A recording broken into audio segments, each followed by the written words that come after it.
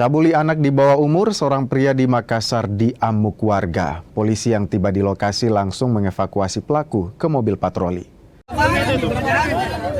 Pelaku yang berprofesi sebagai penjual mainan ini babak belur diamuk warga.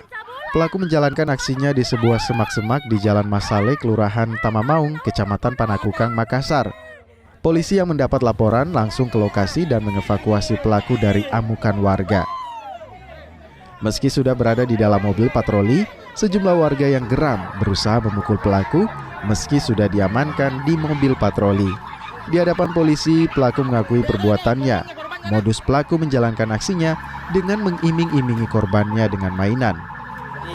Modusnya adalah misi pelaku melakukan aksinya dengan menjajakan mainan, gosok-gosok kepada anak kecil. Oh, dia janji mainan? Ya, dia menjajakan, artinya dia menjajakan lah.